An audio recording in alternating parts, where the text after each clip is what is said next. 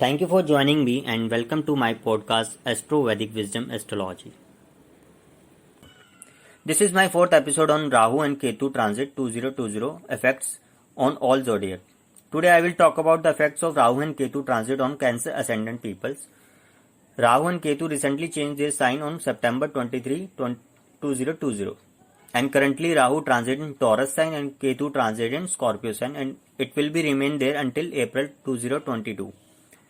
Now moving on to Rahu Ketu transit effects to Cancer ascendant, the fourth sign of the zodiac. Currently Rahu in 11th house and Ketu in 5th house of Cancer ascendant.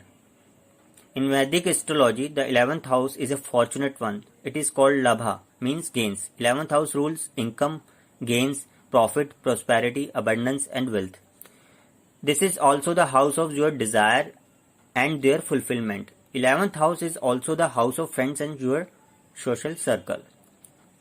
Rahu Ketu transit will be bringing good things for you. This duration will bring significant improvement in your financial conditions. You will be able to successfully accumulate wealth and create a new identity in the society. You will gain monetary benefits if you continue to work hard during this time. Your career will be good growth and you will shine suddenly in workplace. If you are planning to relocate because of your job, then this can also happen during this transit. For Cancerian who are finding new jobs will get profitable and better workplace in this time period. Your social life will rise rapidly and your social circle will also increase. You will get lot of support from your friends and family. Property matters or real estate deals will be fruitful for you.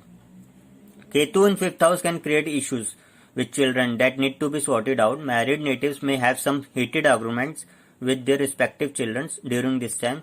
So be careful and try to be calm on your children's. Ketu in 5th house a bit detached from romance. Love relations can also go through a difficult time. Misunderstandings may crop up between you and your beloved. An old friend who also happens to be love of your life may come back to your life during the year end.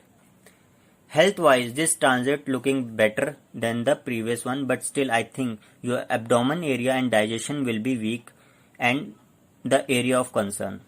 Overall, the coming year is good to be a year for new relationships, bondings and tie a knot because Jupiter and Saturn transit your 7th house will bring a very good marriage prospects for those who are planning to get married. Cancer natives are the most gentle people you can ever encounter. They don't want to take unnecessary stress and try to solve the situation peacefully. Overall, this transit of Rahu Ketu will prove to be favorable for you because all your wishes and desire will get fulfilled and you will attain happiness and prosperity in life. So that's all for the Cancer sign. The Rahu and Ketu effects are more prominent when a person is passing through Rahu and Ketu Dasha or Antardasha.